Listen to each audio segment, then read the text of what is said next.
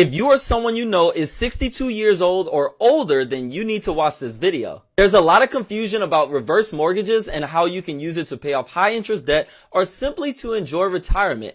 And today, I'm going to answer all your questions. So a reverse mortgage, also known as a home equity conversion mortgage, is essentially a loan that allows homeowners, typically age 62 years old or older, to tap into their home equity without selling their property. So this new loan would pay off your current mortgage entirely. The beautiful thing is that you only have to pay on the loan when you either sell the home or pass away. Yes, you heard that correct. You will not have to make a payment on this loan for the rest of your life.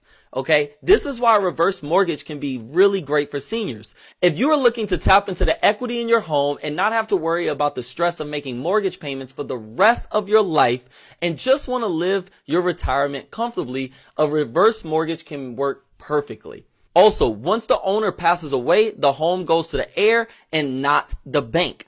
Let me touch on this for a second because this is why many people complain about reverse mortgages, because they think it's the bank's way of just wanting to take someone's house from them and not be able to give it to the heir. So, see, the bank used to take the house once the owner passed away, which was heartbreaking for many people, especially for those expecting an inheritance.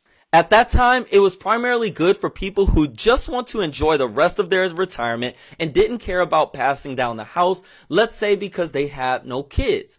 But you don't have to worry about that anymore because Ronald Reagan signed into law in 1989 that reverse mortgages would be federally backed, which ensured that the heir would get the inheritance. It is a federal program. Another thing that trips people up is they think that the balance that they owe on the property will increase over time. Now, this is true if you do not pay the interest. See, let me give you an example. Let's say your house is worth $700,000 and you owe $200,000 on it. That means you have $500,000 in equity. If you were to do a reverse mortgage on that home, you will still owe $200,000, but you would no longer have any more monthly payments. So let's say your monthly payment for your mortgage is $1,000 before doing the reverse mortgage. Now after, it will be $0 per month. The catch is you will still be charged $500 per month in interest. So if you do not pay that $500 per month, yes, the balance on your home will continue to rise and will eat up your equity in the home. Now, what some people choose to do is still continue to make their continue making their normal mortgage payment. Let's say you keep just making that $1,000 a month payment, regardless, even after the reverse mortgage. That way, you can not just pay down the interest, but you can also pay down the principal as well. Or you can just say, hey, I'm saving $1,000 a month. I'm just going to enjoy it.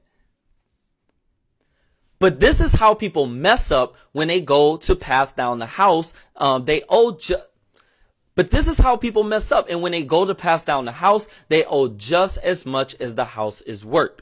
Now, some people fear that the home can be worth less than what the balance is as a result.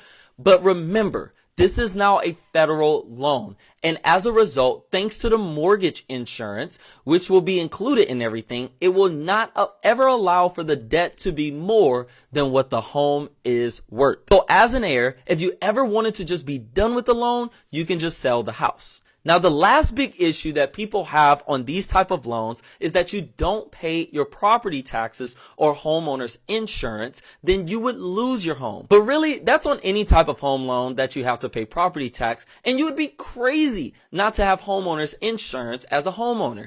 Listen, if I didn't pay the taxes for my home, then I would lose my house. Now, and do I look like a senior? Okay, now some mortgage loans may include the property taxes, which is probably what people are wanting because they don't want the responsibility of paying the IRS out of pocket each year. But honestly, that's just a responsibility thing because everyone has to pay property tax. Now, talking about the IRS, let's stay on that topic. Some people may wonder if dipping into the equity of your home and taking it out and it hitting the bank account, will it be taxed? And the answer to that is no. Let's say you decided to get $100,000 out of equity because you wanted to go on some lavish vacation.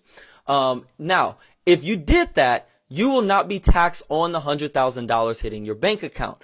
nor will you be taxed on any amount that you decide to take out of your equity, even if you wanted to just use that money to take a vacation, or if you wanted to pay off high interest debt. You will have mortgage insurance premiums, which will be an upfront fee of the home's appraised value or the FHA lending limit, whichever is less. You also have a 0.5% annual fee of the outstanding balance. You'll have closing costs, which will be around 2% of the home value. You'll have a servicing fee of around $30 per month, and you'll, of course, have interest. All of these fees, though, will already be included, and you will have to pay nothing out of pocket. And the best part is that you do not have to have the best credit in order to qualify. You can use these funds to pay off high interest debt like credit card debt and consolidate them into one payment with your mortgage. This is especially great for those of you who have high credit card debt, unfortunately, but you don't have the best credit anymore like you used to. Now, I will always recommend a debt management plan through a credit counseling program or even debt settlement before you do a reverse mortgage in order to pay off high interest debt. But if that's what you choose to do, that way you don't have to close your credit cards, then hey, it's definitely a route you can go. And like I said, my biggest advice, if you're going to do a reverse mortgage, would be to continue paying at least the interest and fees every month so that your balance doesn't increase. It'll still be a lot less than your current monthly payment that you've been paying. Listen, I hope my video was able to help and to provide clarity on a topic where there's so much confusion around. A reverse mortgage would not be bad for many people, but a lot of people unfortunately get scared, and also they read about the horror stories that they see from the past. But listen, my name is Kenneth. I help people get out of debt. If you would like a free consultation, make sure you go to the link in my profile today or click the link in the description and let's talk.